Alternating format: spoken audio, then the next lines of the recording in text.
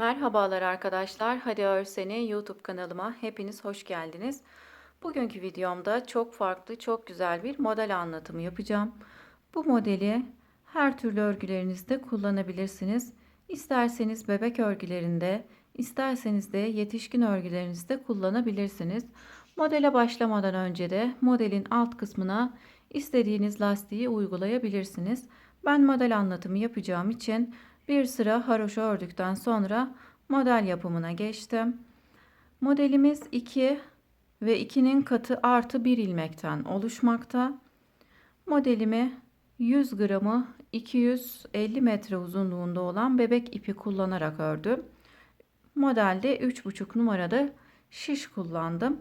Daha önce 4 numara şişle de bu modeli denedim arkadaşlar. Fakat modelde çok fazla açılma olduğu için modeli 3,5 numara şişle örmeye karar verdim.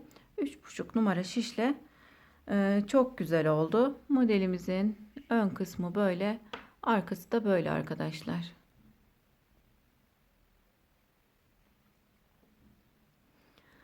Kanalıma abone değilseniz abone olabilirsiniz. Yeni videolarımdan haberdar olmak için de bildirim zilini açabilirsiniz. Beğeni ve yorumlarınızla beni desteklerseniz sevinirim. Şimdi model yapımına geçelim. Örmek isteyen herkese kolay gelsin. Modelimiz için 3,5 numaralı şişe 29 ilmek attım. 100 gramı 250 metre olan bebek ipi kullanacağım.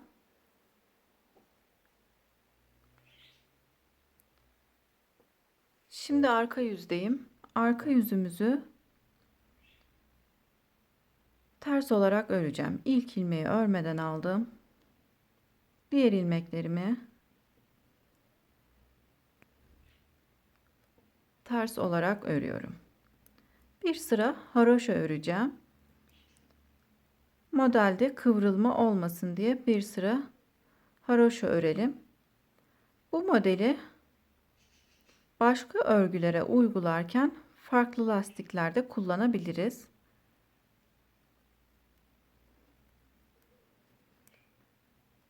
Sıramızı tamamlayalım. Sıra sonunda bir ilmeğim kaldı. Sıra sonundaki ilmeği düz olarak örüyorum. Modelimiz 2 ve 2'nin katından artı 1 ilmekten oluşuyor arkadaşlar. O yüzden tek sayıyla başladım. 29 ilmekle başladık. Şimdi ilk ilmeği örmeden aldım. Diğer ilmeklerimi haroşa olarak örüp sıra sonundaki ilmeği yine düz olarak öreceğim. İlmeklerimizi sıra sonunda kalan bir ilmeği düz olarak örüyoruz. Sıra başında ilk ilmeğimizi örmeden alıyoruz.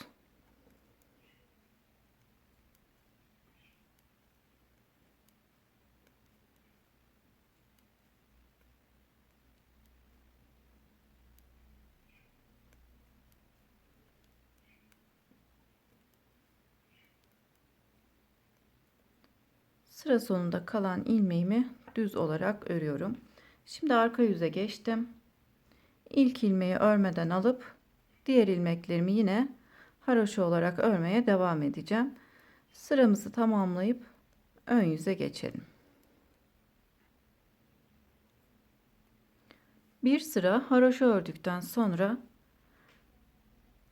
modelimize geçmeden önce arkadaşlar 2 sıra ön yüzde düz, 2 sırada arka yüzde ters öreceğiz. Yani toplam 4 sıra örmüş olacağız. İlk ilmeği yine örmeden aldım. Diğer ilmeklerimi düz olarak örüyorum. Ön yüzde düz, arka yüzde ters olarak öreceğiz. 2 sıra ön yüzde düz, 2 sırada arka yüzde ters olarak örelim.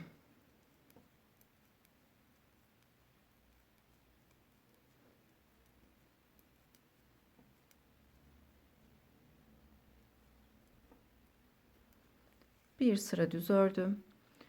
Şimdi arka yüze geçtim. İkinci sırayı ters olarak örüyorum.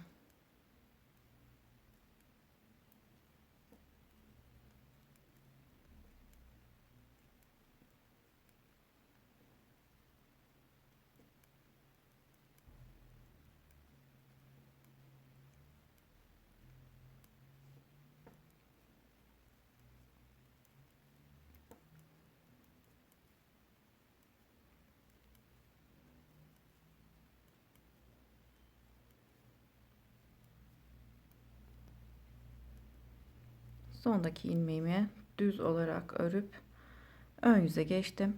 Haraşodan sonra 2 sıra örmüş olduk arkadaşlar. Bir sıra ön yüzde, bir sıra da arka yüzde ördük. Şimdi bir sıra ön yüzde düz, bir sırada arka yüzde ters olarak örüp gelelim.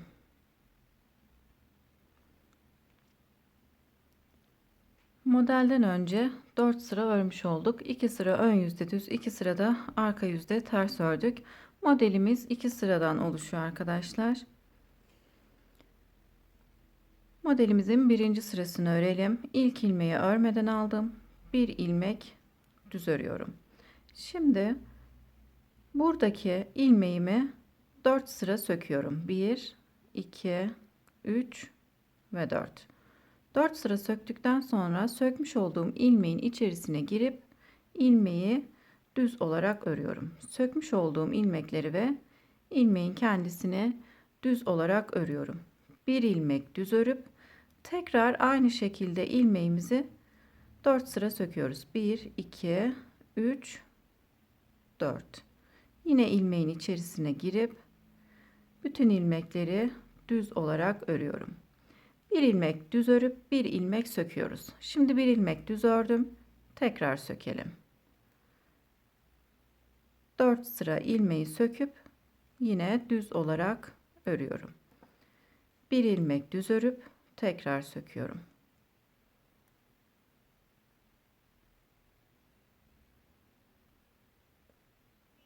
Dört ilmek söktükten sonra ilmeğin içerisine girip 4 sıra söktükten sonra ilmeğin içerisine girip düz olarak örüyoruz.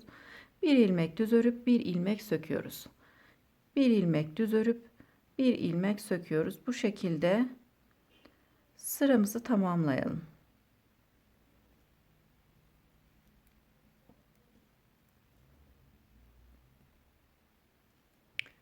En son söktükten sonra bir ilmek düz örüp sıra sonundaki ilmeği de düz olarak örüp modelimizin birinci sırasını tamamladım. Şimdi arka yüze geçtim. Modelimizin ikinci sırasını örüyorum. İlk ilmeği örmeden aldım. Diğer ilmeklerimi sıra sonuna kadar ters olarak öreceğim. Sondaki ilmeği de düz olarak örüp sıramı tamamlayacağım. Arka yüzü yani modelimizin ikinci sırasını tamamlayalım. Arka yüzü modelin ikinci sırasını tamamladım. Şimdi tekrar model kurmadan önce yine 2 sıra ön yüzde düz, 2 sırada arka yüzde ters öreceğiz. Toplamda 4 sıra örüp model kurulumuna geçelim. 2 sıra ön yüzde, 2 sırada arka yüzde ördüm arkadaşlar. Toplamda modelden önce 4 sıra örmüş oldum. Şimdi ikinci modelimizi kurmaya geçiyorum. Modelde bu defa kaydırma yapacağız. İlk ilmeği örmeden aldım. 1, 2. 2 ilmek düz ördüm. Burada ilk modelimizi kurarken ilk ilmeği örmeden almıştık. Bir ilmek düz ördükten sonra ilmeğimizi sökmüştük. Burada da ilk ilmeği örmeden aldık. 2 ilmek düz ördükten sonra ilmeğimizi söküyoruz. Yani modelde kaydırma yapmış olduk. İlk modelde sökmüş olduğumuz ilmeği düz olarak örüyoruz. Düz örmüş olduğumuz ilmeği ise söküyoruz.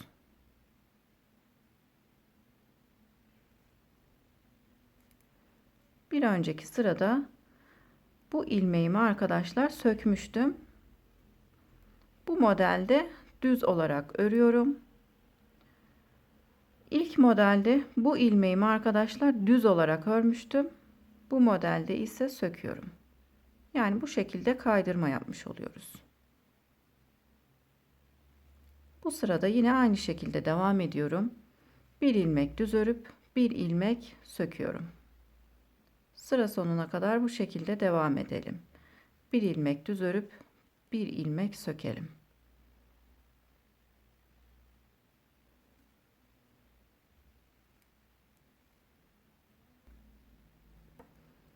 Sıra sonunda en son ilmeğimi söktüm. 2 ilmek düz örüp sıra sonunda da ilmeğimi düz olarak örüp arka yüze modelimin ikinci sırasını örmeye geçiyorum. Modelimizin ikinci sırasını ters olarak örüyoruz.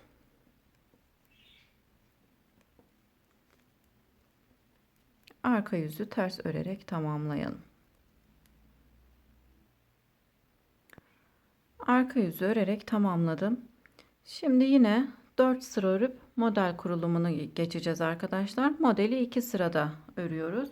Bu şekilde kaydırmalı olarak devam edelim. Modelde biraz ilerleyip gelelim. Modelimizi biraz örerek ilerledim arkadaşlar.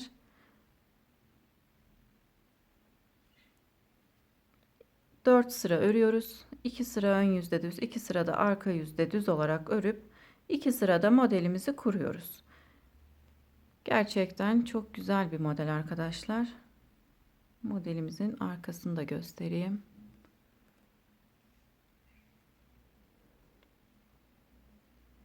Beni izlediğiniz için teşekkür ederim.